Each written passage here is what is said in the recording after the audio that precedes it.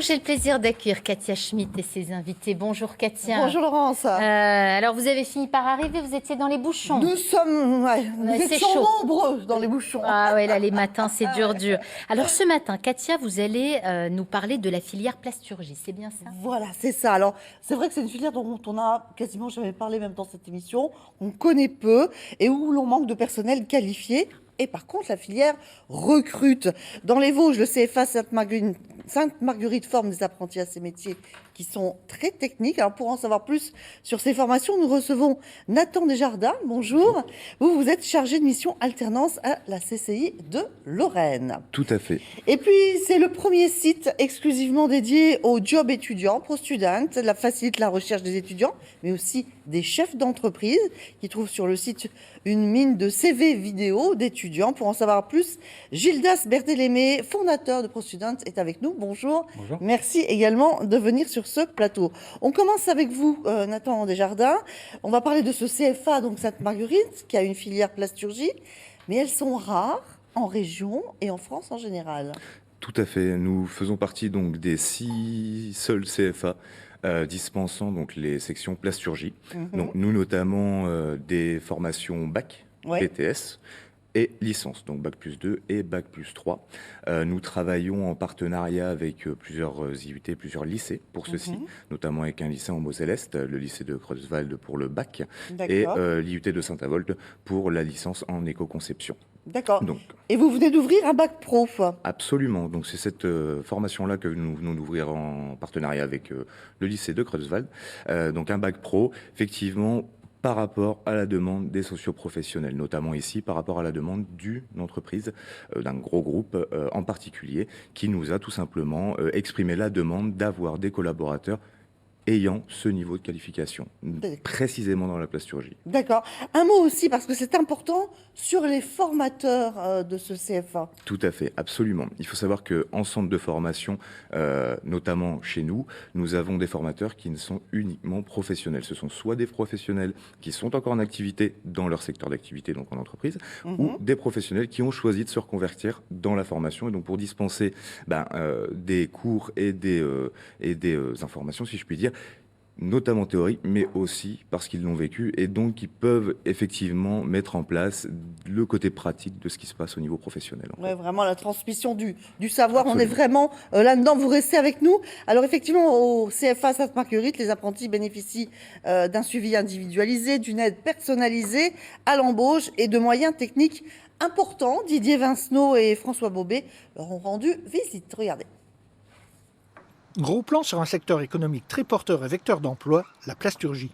Au centre de formation des apprentis de Sainte-Marguerite, dans les Vosges, licence professionnelle et BTS forment au métier de la plasturgie. Damien, formateur, a lui-même suivi la formation du CFA avec un bel itinéraire à la clé. À 2 cm avant, il faut que tu baisses ta vitesse pour pas casser quelque chose dans l'outillage. J'ai fait un BTS plastique éco-posite ici au CFA de Sainte-Marguerite. Ensuite, j'avais un très bon dossier et j'avais une bonne moyenne, donc j'ai poursuivi en école d'ingénieur. Donc j'ai été admis à l'école des mines de Nancy.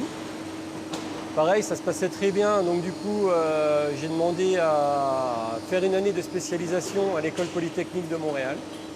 Je suis parti au Québec pendant une année et je suis revenu en France pour travailler.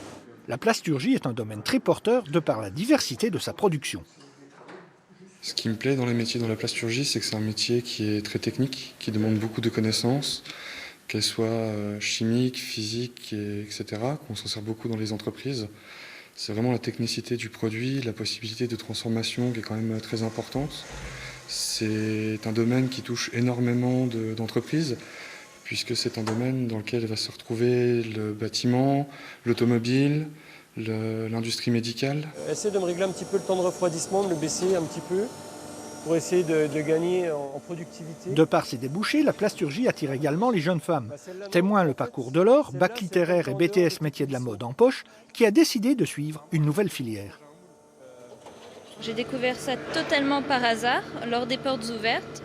Et quand j'ai vu les débouchés derrière ce diplôme, ça m'a fortement intéressée. BTS et licence plasturgie connaissent de gros succès aux examens avec en prime un taux très important d'embauche à l'issue de ces formations. Alors, quels sont les chiffres au niveau des taux de réussite et d'employabilité pour ces élèves? Ben écoutez, on a des effectivement très bons taux de réussite au centre de formation, notamment plasturgie, où on a sur les 3 dernières années 100% de taux de réussite. Ouais. Donc absolument Non, chaque pas faire apprenti mieux. voilà, qui intègre en BTS la section plasturgie, on va avoir 100% de réussite. L'employabilité derrière est un peu plus de 82%. D'accord. Pour nos jeunes qui sortent bien sûr diplômés de cette filière.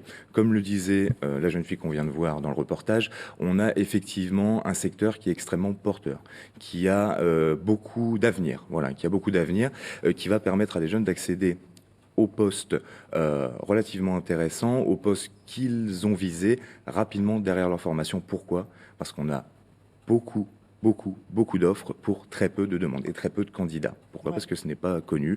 La plasturgie n'est pas un secteur qui a été mis en avant. Ouais, ça a une mauvaise image, parce qu'il y a peu d'élèves par section, par classe. Combien ils sont? Absolument. Très peu. On va être sur les 3 formations bac, BTS et licence compris sur une vingtaine d'apprentis D'accord. au Alors, total. c'est cette mauvaise image qui a du mal à passer pour les jeunes?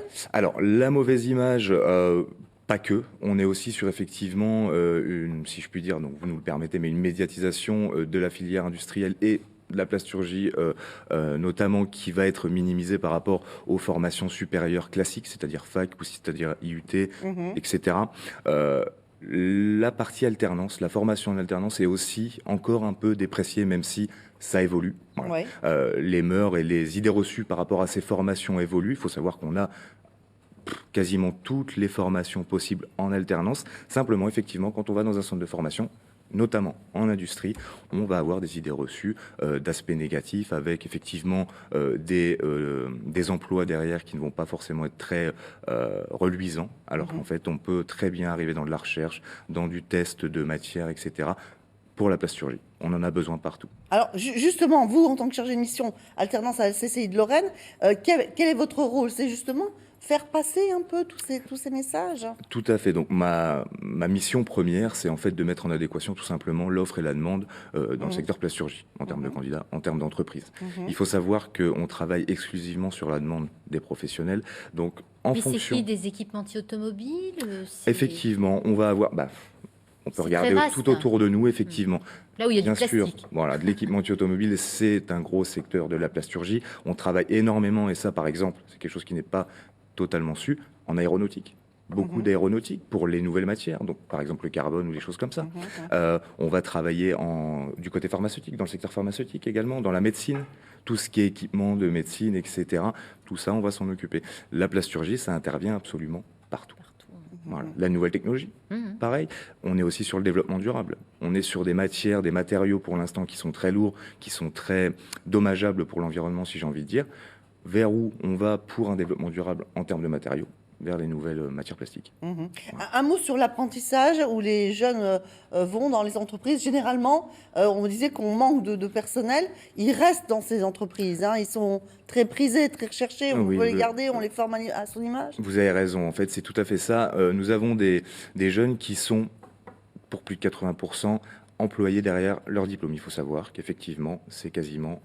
dans chaque cas, dans les entreprises qui les ont intégrés pour leur formation. Absolument. Pourquoi? Parce que nous les formons sur une formation qui est, comme on l'a dit, très peu dispensée, qui est très spécifique.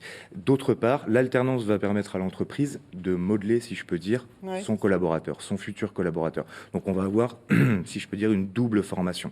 Et de notre côté, avec tous les systèmes, les systèmes d'extrusion, thermoformage, de travail de plastique, si j'ai envie de dire, travail de matière, et de leur côté, à leur propre façon de travailler. Donc effectivement, ce sont des collaborateurs qu'ils forment pour le futur et dans un avenir professionnel. Très bien, merci beaucoup Nathan Desjardins d'être venu nous expliquer tout ça et d'avoir fait le point sur cette filière qu'on connaissait peu, qu'on connaît mieux maintenant grâce à vous. Merci beaucoup. C'est moi.